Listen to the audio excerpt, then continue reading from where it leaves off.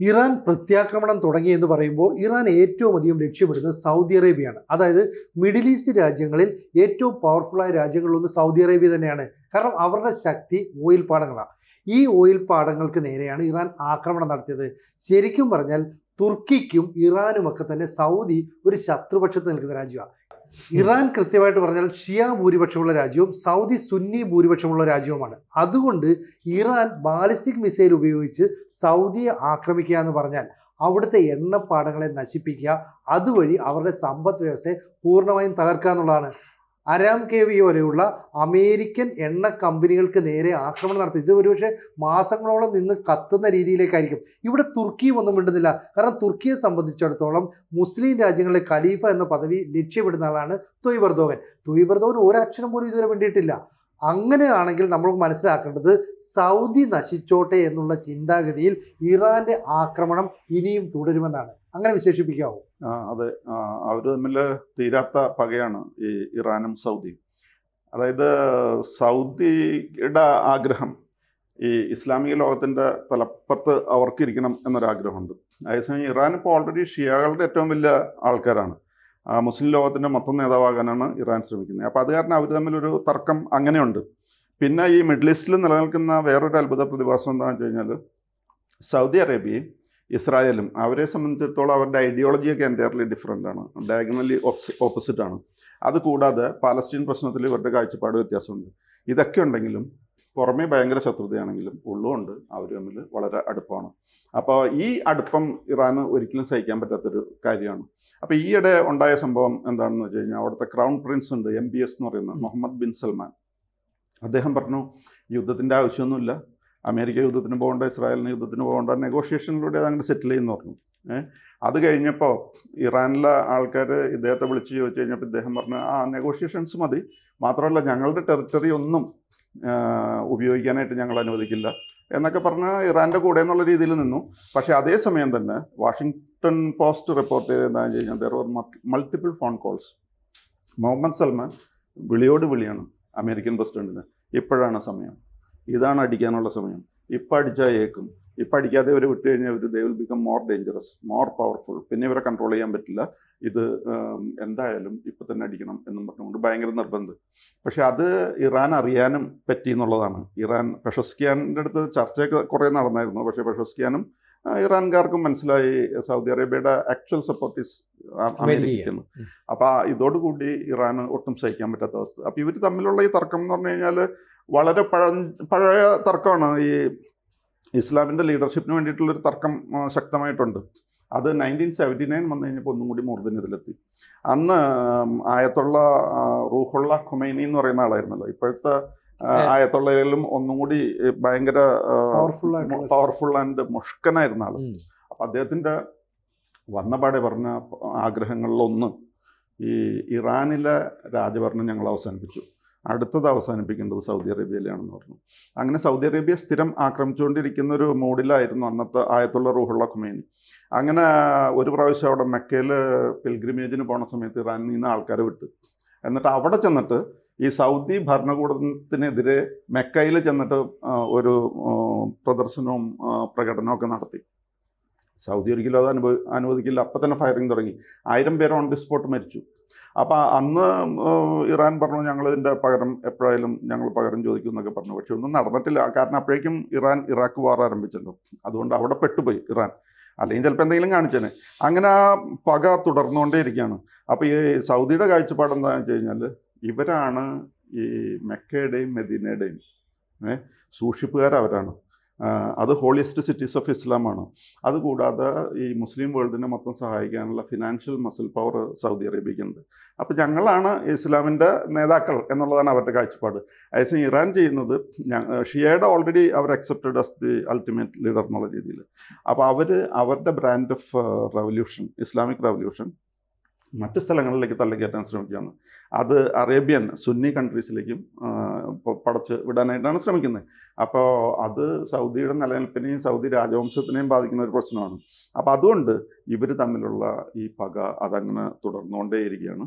അപ്പോൾ ഇപ്പോൾ ചാൻസ് കിട്ടിയപ്പോൾ ഇറാൻ എന്താ ചെയ്യണമെന്ന് വെച്ച് കഴിഞ്ഞാൽ സൗദിയുടെ ചങ്കിനിട്ടൊരു കുത്തു കൊടുക്കുന്ന പോലെയാണ് അറംകോ, അറബ് അമേരിക്കൻ ഓയിൽ കമ്പനി എന്ന് പറഞ്ഞു കഴിഞ്ഞാൽ അത് ലോകത്തിലെ ഏറ്റവും വലിയൊരു കമ്പനിയാണ്. സൗദി അറേബ്യയിലെയും അവരുടെ ഈ സാമ്പത്തികത്തിൻ്റെ ഒരു പ്രധാന സോഴ്സാണ്. അതിന് തന്നെയിട്ടാണ് കൊണ്ടുപോയിട്ട് കാച്ചുന്നത്. സാധാരണ വേറെ എവിടെയെങ്കിലും കൊണ്ടുപോയിടാം, പക്ഷേ ഏറ്റവും വലിയ കമ്പനി, അതും പെട്രോൾ കമ്പനി അല്ലെങ്കിൽ ഡീസലും പെട്രോളൊക്കെ ഉൽപ്പാദിപ്പിക്കുന്ന കമ്പനിയിൽ തന്നെ കൊണ്ടുപോയിട്ടിരിക്കുന്നു എന്ന് പറഞ്ഞാൽ ഞങ്ങൾ നിങ്ങളെ എടുത്തോളാം എന്നുള്ളതാണ് അതുകൊണ്ട് ഉദ്ദേശിക്കുന്നത്. അപ്പോൾ ഇതാണ് ഇപ്പോൾ. ബാക്കി മാത്രവുമല്ല, തുടക്കത്തിൽ തന്നെ ഇവർ പറയായിരുന്നല്ലോ, death to America, death to Israel. അവർ രണ്ടുപേരും അങ്ങനെ പൊതുവായിട്ട് പറയുന്നു. പക്ഷേ പൊതുവിൽ പറയാതെ തന്നെ ഈ ആയത്തുള്ള റൂഹുള്ള ഖൊമേനിയുടെ കാലത്ത് തന്നെ അവർ പറഞ്ഞിരുന്നതാണ്, ഞങ്ങളുടെ അടുത്ത ലക്ഷ്യം സൗദി അറേബ്യയിൽ നിന്ന് ഈ രാജവംശത്തെ ഓടിച്ച് ഇറാനിലെ പോലത്തെ ഭരണം കൊണ്ടുവരുന്നു. അപ്പോൾ അത് ഷിയാ സ്വാധീനമുള്ള ഭരണമായിരിക്കാം, അല്ലെങ്കിൽ ഇസ്ലാമിക് റവല്യൂഷൻ വഴി ഒരു ഇസ്ലാമിക് ഗവൺമെൻറ് ആയിരിക്കാം കൊണ്ടുവരാൻ ശ്രമിക്കുന്നത്. അതായിരുന്നു ആയത്തുള്ള റൂഹുള്ള ഖൊമേനിയുടെ പരിപാടി. അതുകൊണ്ട് അന്ന് തൊട്ടേ സൗദിയും ഇറാനും നേർക്കുനേർ നിൽക്കുന്ന ഒരവസ്ഥയാണ്. ഡയറക്റ്റ് ഫൈറ്റ് ചെയ്യുന്നില്ല, പക്ഷേ അവർക്ക് എപ്പോഴും മ്യൂച്വൽ ഡിസ്ട്രക്ഷനാണ് അവരുടെ ഇൻറ്റൻഷൻ. അതാണ് ഇപ്പം നമ്മൾ ഈ കാണുന്ന ആക്രമണത്തിൻ്റെയൊക്കെ ഒരു പ്രധാനപ്പെട്ട കാരണം. അപ്പം അത് അങ്ങനെ കണ്ടിന്യൂ ചെയ്യാണ്, ഇപ്പോഴും അത് അങ്ങനെ കണ്ടിന്യൂ ചെയ്തു പോകുന്നു. അതാണ് അവിടെ നിലവിലുള്ള സാഹചര്യം. പിന്നെ അത് ഇദ്ദേഹം പറഞ്ഞ അനുസരിച്ചാണെങ്കിൽ സ്നിജി, നമ്മൾ മനസ്സിലാക്കേണ്ട ഒരു കാര്യം എന്ന് പറഞ്ഞാൽ, ഇപ്പം ഇറാൻ റെസ്യൂം ചേഞ്ചിന് ശേഷം ആദ്യം പ്രഖ്യാപിക്കുന്നത് സാത്താനും സാത്താൻ്റെ കുഞ്ഞും, അമേരിക്കയും ഇസ്രായേലും. അപ്പം അവരുടെ പ്രഖ്യാപിത നയം എന്ന് പറഞ്ഞാൽ ആ രാജ്യം ഖമേനി അവരുടെ കയ്യിലായി. അതിനുശേഷം അമേരിക്കയെ നശിപ്പിക്കുക, ഇസ്രായേലിനെ നശിപ്പിക്കുക. അതിനുശേഷം ഈ രണ്ട് രാജ്യങ്ങളും നശിച്ചു കഴിഞ്ഞാൽ മൂന്നാമത് നശിപ്പിക്കാൻ സാധ്യതയുള്ള രാജ്യങ്ങളെന്ന് പറഞ്ഞാൽ ആദ്യം സൗദി അറേബ്യ.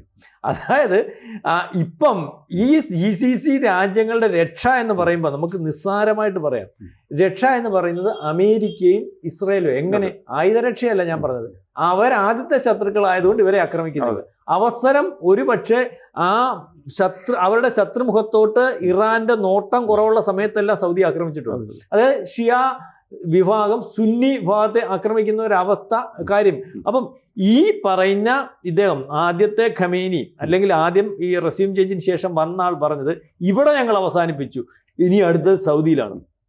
അപ്പം ഇതെന്തായാലും ഇപ്പം പറഞ്ഞല്ലോ, അമേരിക്കക്കാരടുത്ത് പറയുന്നു സൗദി, അവസരം ഇതാണ്, തീർത്തോളൂ തീർത്തോളൂ തീർത്തോളൂ. അതിൻ്റെ അർത്ഥം എന്ന് പറഞ്ഞാൽ നമ്മൾ പലവട്ടം പറയില്ലേ, ഉക്രൈനോട് യുദ്ധം നടക്കുകയാണ്.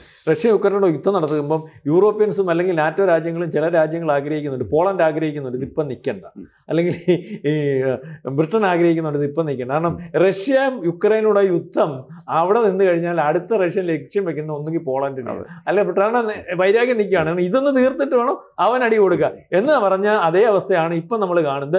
ഇറാൻ എന്ന് ഇസ്രായേലിനെയും അല്ലെങ്കിൽ അമേരിക്കയെയും തീർക്കുന്നു, അല്ലെങ്കിൽ ഇറാൻ്റെ ആ ലക്ഷ്യം നടപ്പാവുന്നു, പിറ്റേന്ന് സൗദി അല്ലെങ്കിൽ സുന്നി രാജ്യങ്ങൾ, അത് GCC രാജ്യങ്ങൾക്കറിയാം, ഇറാൻ ലോകത്തിന് എന്നും ഒരു തലവേദനയാണ്. ഏതെങ്കിലും ആൾക്കാരെ അവർ ഉപദ്രവിച്ചുകൊണ്ടിരിക്കും. അവരുടെ ടാർഗറ്റ് ലോകത്ത് മൊത്തം കംപ്ലീറ്റ് ചെയ്യുന്ന ഒരു അവസ്ഥയിലേക്ക് കാര്യങ്ങൾ പോകും. ഇപ്പം ഇദ്ദേഹം പറഞ്ഞതനുസരിച്ചാണെങ്കിൽ ഇപ്പം ആക്രമിക്കുന്നതിനകത്ത് സൗദിയെ ടാർഗറ്റ് ചെയ്യുന്നതിൻ്റെ കാരണം, സൗദിയെ എന്നും ടാർഗറ്റ് ചെയ്തിരുന്നു, അതിന് അവസരം കിട്ടാത്ത സമയത്ത് മാത്രം ആ ഒരു ഉദ്യമത്തിൽ നിന്ന് മാറി നിന്നിരുന്നു എന്ന് വേണം കരുതാൻ. ഈ സൗദി അറേബ്യയുടെ കാര്യത്തിൽ വളരെ ഗൗരവമായിട്ട് കാരണം സൗദി അറേബ്യക്കെതിരെയാണ് ഇറാൻ എല്ലായ്പ്പോഴും പ്രോക്സികളെ വളർത്തിക്കൊണ്ടുവന്നത്. ഇപ്പോൾ യമനിലുള്ള ഹൂത്തികളെ വളർത്തുന്നത് ശരിക്കും പറഞ്ഞാൽ സൗദിയാണ് ടാർഗറ്റ്. ഹൂത്തികൾ ഈ പറയുന്ന ചെങ്കടലിലൂടെ പോകുന്ന കപ്പലുകളെ ഉൾപ്പെടെ ആക്രമിക്കുമെങ്കിലും അവരുടെ യഥാർത്ഥ ലക്ഷ്യം സൗദിക്കെതിരെയാണ്. അതുകൊണ്ടാണ് ഇടയ്ക്കിടയ്ക്ക് സൗദി ആക്രമിക്കുന്നത്. മാത്രമല്ല, ഈ മിഡിൽ ഈസ്റ്റ് രാജ്യങ്ങൾക്കൊന്നും തന്നെ സ്വന്തമായിട്ട് സൈന്യമൊന്നുമില്ല. അവരെ എല്ലായ്പ്പോഴും പ്രൊട്ടക്ട് ചെയ്യുന്ന അമേരിക്കയാണ്. അതുകൊണ്ടാണ് ഈ മിഡിൽ ഈസ്റ്റ് രാജ്യങ്ങളിലെല്ലാം തന്നെ അമേരിക്ക താവളം ഉണ്ടാക്കുന്നത്. ഇപ്പോൾ ഇറാൻ ആക്രമണം നടത്തുമ്പോൾ ഈ മിഡിൽ ഈസ്റ്റ് രാജ്യങ്ങളോട് പറയുന്നുണ്ട്, ഞങ്ങൾ നിങ്ങളെ ആക്രമിക്കുന്നില്ല, നിങ്ങൾ അറബ് രാജ്യങ്ങളല്ലേ, മുസ്ലിം രാജ്യങ്ങളല്ലേ, ഞങ്ങൾ ആക്രമിക്കുന്നത് അമേരിക്കയുടെ ബ്രിട്ടന്റെ സൈനിക താവളങ്ങൾക്ക് നേരെയാണ്. വളരെ തന്ത്രപരമാണ് ഇറാൻ ചെയ്യുന്നത്. പക്ഷേ ഇറാന്റെ ലക്ഷ്യം ഒന്നാണ്, ഞങ്ങൾ എന്ന് പറയുന്ന രാജ്യം നശിച്ചാൽ ഷിയാക്കളുടെ ലക്ഷ്യം എന്താ?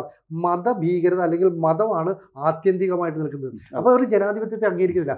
അതുകൊണ്ട് ഞങ്ങൾ നശിച്ചാൽ നിങ്ങളെ ഒന്നും ഞങ്ങൾ വെറുതെ വിടത്തില്ല. ലക്ഷ്യം വളരെ കൃത്യമാണ്. അല്ലെങ്കിൽ എണ്ണപ്പാടങ്ങളെ ആക്രമിക്കുക എന്നുള്ളത് ഒരു നടത്തും. ഈ ഹൂത്തികൾ ആക്രമിക്കുമ്പോൾ പറയാം അത് ഞങ്ങളല്ല, ഹൂത്തികളാണ്. ഇവിടെ പക്ഷേ ഇറാൻ നേരിട്ട് ആക്രമിക്കുക. കാരണം അവശേഷിക്കുന്ന ആയുധങ്ങൾ ഉപയോഗിച്ച് സൗദിക്ക് നേരെ ഏറ്റവും കൂടുതൽ ആക്രമണം നടത്തുന്നതാണ്. മാത്രമല്ല UAE ഇപ്പോൾ എന്തിനാണ് ആക്രമിക്കുന്നത് നമുക്ക് മനസ്സിലാകുന്നില്ല. UAEക്ക് നേരെ ഇവർ ആക്രമണം നടത്തുക. അപ്പോൾ മിഡിൽ ഈസ്റ്റിൽ മൊത്തം കലാപ സമാനമായ ഒരു സാഹചര്യം സൃഷ്ടിക്കുക ഇറാന്റെ ആത്യന്തിക ലക്ഷ്യമാണ്, അല്ലേ? ഹൂത്തി, ഹിസ്ബുള്ള, ഹമാസിനെയൊക്കെ ഉപയോഗിച്ച് ഇസ്രായേലിനെ ആക്രമിക്കുന്നു, ഇസ്രായേലിനെ ഒരു കണ്ടീഷനിലേക്ക് കൊണ്ടുവന്നു കഴിഞ്ഞാൽ പിന്നെ സൗദിക്കെതിരെ അതെ. ഇത് ഉപയോഗിക്കും. ഇപ്പോൾ ഹൂത്തി ഓൾറെഡി അത് എംപ്ലോയിഡ് ആണ്. അപ്പോൾ മറ്റേ ഇസ്രായേലിനെ ആക്രമിക്കേണ്ട കാര്യമില്ലെങ്കിൽ നമുക്ക് അൺഎംപ്ലോയിഡ് ആയിട്ട് ഇരിക്കാൻ പറ്റില്ലല്ലോ, അതെ എംപ്ലോയ്മെന്റ്. അതെ അപ്പോൾ ഹിസ്ബുള്ളയും ഹമാസും ഒക്കെ കൂടി ഈ പറയുന്ന സൗദിനെയും ആക്രമിക്കും. അതുകൊണ്ട് സൗദി ഇപ്പോൾ ഓൾറെഡി ഇസ്രായേലിനോട് ഒരു ലോഹ്യം കാണിച്ചു വരുന്നത് കാര്യം അതിപ്പോൾ പൊതു രംഗത്തേക്ക് വന്നു തുടങ്ങി. അതെ. അപ്പോൾ അവരെ നശിപ്പിക്കാനായിട്ടാണ് ഇറാൻ. അപ്പോൾ ചുരുക്കത്തിൽ പറഞ്ഞു കഴിഞ്ഞാൽ അമേരിക്കയും ഇസ്രായേലും കഴിഞ്ഞാൽ പിന്നെ അടുത്ത അതെ. ടാർഗറ്റ് സൗദി അറേബ്യ ആണ് ഈ കാണുന്നത്. കൂടുതൽ വാർത്തകളും വിശേഷങ്ങളും നിങ്ങളിലേക്ക് എത്താൻ ABC മലയാളം സബ്സ്ക്രൈബ് ചെയ്യുക, ബെൽ ബട്ടണും അമർത്തുക.